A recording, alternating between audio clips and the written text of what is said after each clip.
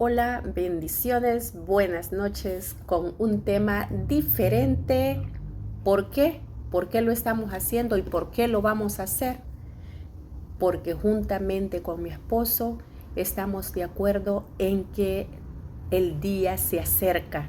Así es de que queremos ver, nosotros sabemos con toda fe que hay personas que necesitan escuchar esta palabra, entonces nosotros nos ponemos a disposición del Señor para que Él sea nuestro guía. Así es que vamos a ver cómo nos resulta y esperamos en el nombre del Señor que nos vaya bien. Un libro para la vida diaria. Las indicaciones que usted busca para vivir una vida en paz están en este libro. Los que ya lo han leído descubrieron cómo cambiar su manera de pensar para entonces cambiar su manera de vivir. La Biblia tiene sabiduría, alimento y esperanza y le da un nuevo rumbo a la vida. Ningún otro libro en la historia de la humanidad ha transformado a tantas personas. Usted también encontrará la manera de vivir una vida con sentido. Así es que aquí vamos. Mucha gente hace preguntas y aquí nosotros vamos a tratar de responder algunas. Ahora vamos a responder una de tantas preguntas que hace la gente, pero así vamos a ir respondiendo preguntas que nos hacen a diario cuando nosotros les hablamos del Evangelio de Cristo, que es por gracia.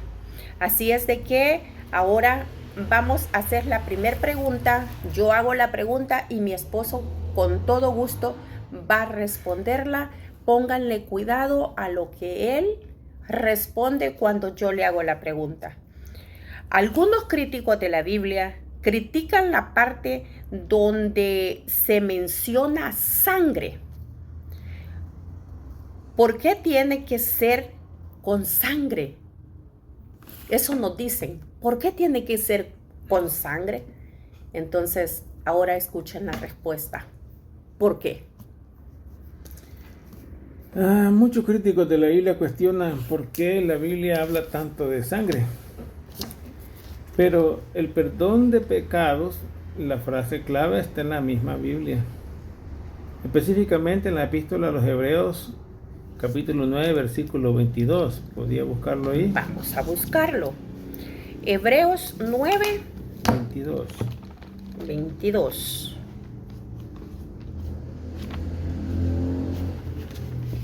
Hebreos 9:22 nos dice de esta forma. Dice, y casi todo es purificado según la ley, con sangre, y sin derramamiento de sangre no se hace remisión. O sea, perdón. Para entenderlo bien hay que verlo dentro del contexto bíblico completo, no como algo arbitrario. Hay varias razones importantes. La sangre representa la vida. En el Antiguo Testamento Dios explica que la sangre simboliza la vida misma. En el libro de Levítico 17:11 nos dice, ¿podría buscar Levíticos 17:11? Levíticos 17:11 nos dice, porque la vida de la carne en la sangre está, y yo os la he dado para hacer expiación sobre el altar por vuestras almas, y la misma sangre hará expiación de la persona. Es decir, la sangre representa la vida entregada cuando hay pecado o rebelión contra Dios. La consecuencia es muerte. Dice la Biblia, la paga del pecado es muerte. Por eso, para cubrir el pecado debía entregarse una vida. Era un sistema temporal que señalaba algo mayor. En el Antiguo Testamento habla bastante de los sacrificios de los animales, corderos, toros, etc. Pero esos sacrificios no quitaban el pecado, solamente lo cubrían. y temporalmente, va. Todo ese sistema apuntaba a un sacrificio perfecto. ¿El de quién? El de Jesucristo. El de Jesucristo. El Evangelio de Juan, en el capítulo 1, versículo 29, nos dice: Capítulo 1, 29 de Juan. Ujú. Ahorita lo vamos a buscar.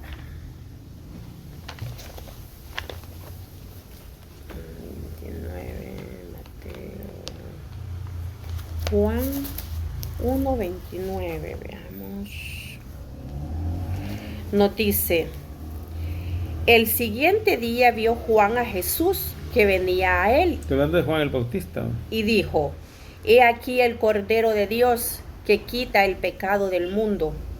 Ujú. Este es aquel de quien yo dije. Va, está Juan ya sabía de dónde venía la línea del Cordero. Cuando dice, he aquí el Cordero de Dios, El que quita que el Dios lo ha proveído, que quita el pecado del mundo. pecado del mundo. La justicia de Dios y el amor de Dios.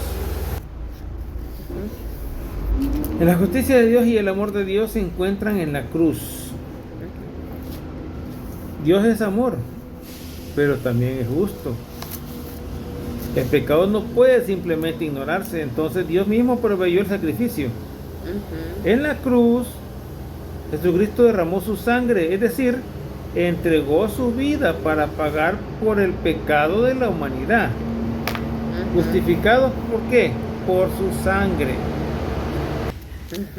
No es que Dios necesite sangre, sino que es el lenguaje de la justicia.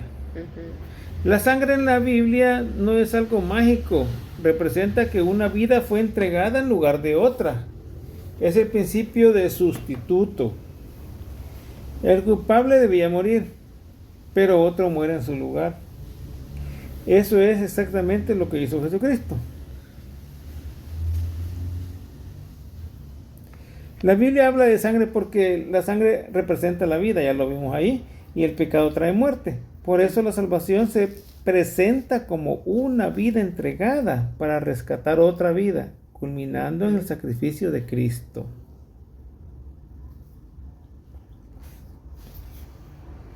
Bueno, contestando esta pregunta, ahora vamos a hacer otra pregunta para que nos quede más claro todavía. ¿Por qué Dios escogió precisamente un cordero? ¿Cómo simboliza el sacrificio y cómo eso conecta desde Génesis hasta Apocalipsis?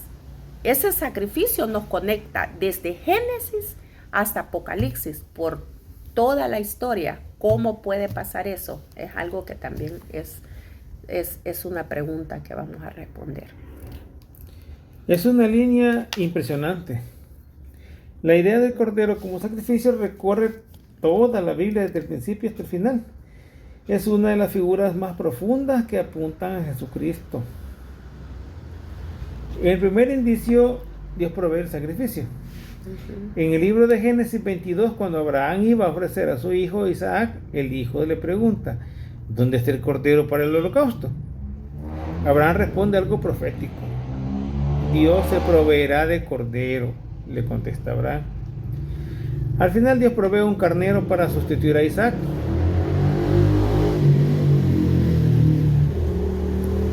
Esto enseña el principio de sustituto. De ahí ya empezó ese plan. Alguien muere para que otro viva. Y al mismo tiempo anuncia que Dios mismo proveerá el verdadero sacrificio. El cordero de la Pascua. Siglos después, en el libro de Éxodo 12, Dios ordena que cada familia sacrifique un cordero sin defecto y ponga su sangre en las puertas. Cuando el juicio pasó por Egipto, las casas con sangre no fueron destruidas. Ese cordero salvó a los primogénitos de la muerte. Esto era una figura profética del sacrificio de Cristo. La profecía del Mesías estaba ahí anunciada. Siglos más tarde, el profeta describe al Mesías así en el libro de Isaías, capítulo 53. Busquemos. Isaías 53. 53. Correcto. Dice: ¿quién ha creído a nuestro anuncio? ¿Y sobre quién se ha manifestado el brazo de Jehová? Subirá cual renuevo delante de él, y como raíz de la tierra seca. No hay parecer en él, ni hermosura. Le veremos más sin atractivo para que le deseemos. Despreciado y desechado entre los hombres, varón de dolores, experimentado en quebranto, y como que escondimos de él el rostro, fue menospreciado y no le estimamos. Ciertamente llevó él nuestras enfermedades y sufrió nuestros dolores, y nosotros le tuvimos por azotado, por herido de Dios y abatido. Mas el herido fue por nuestras rebeliones, molido por nuestros pecados.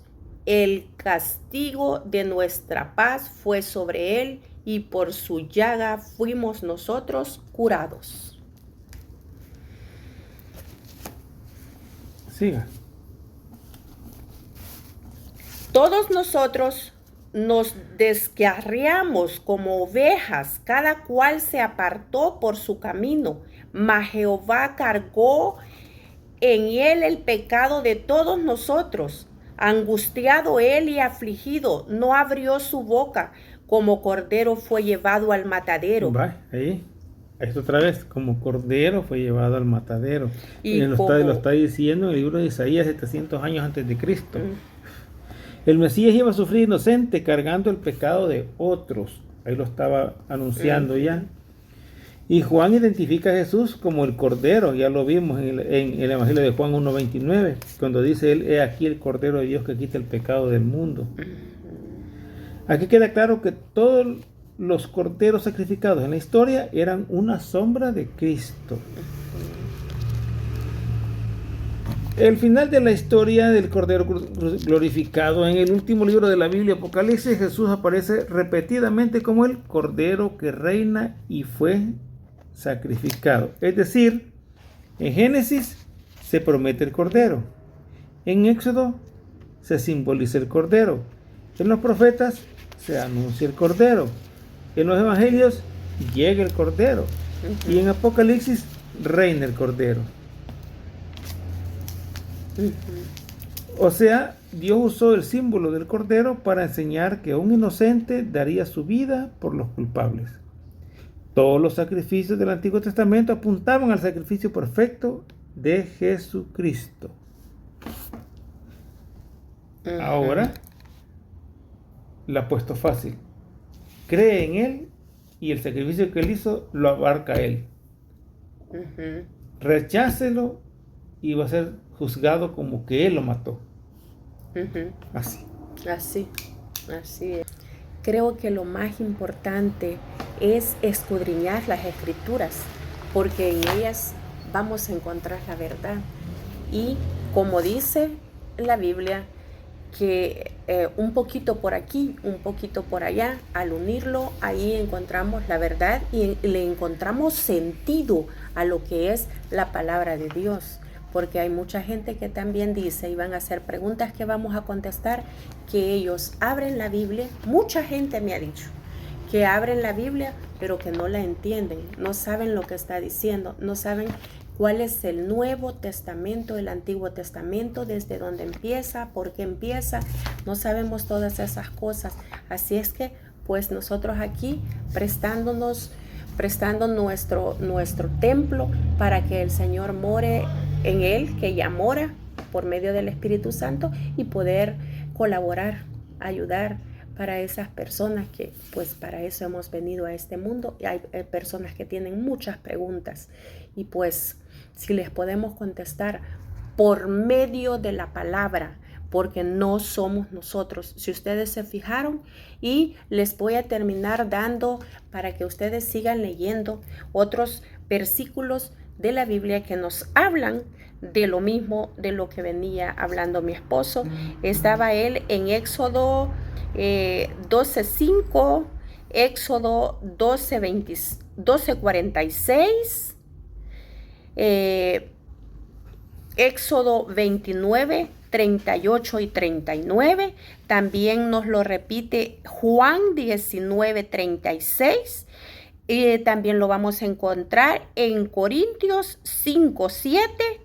En Mateo 27, del 46 al 50. En Mateo 27, 51. Y así sucesivamente, gentes. Lo importante es escudriñar y pedirle al Espíritu Santo que nos guíe, y pues si nosotros les podemos ayudar, ahí vamos a estar atentos a contestar algunas preguntas que nos van a hacer. Yo sé que van a venir preguntas y nosotros estamos dispuestos. No las vamos a contestar nosotros, la va a contestar el Señor por medio de su palabra. Recordemos siempre, gentes, si no está en la Biblia, no es. Y si no es, no debemos practicarlo. Así es que buenas noches y bendiciones.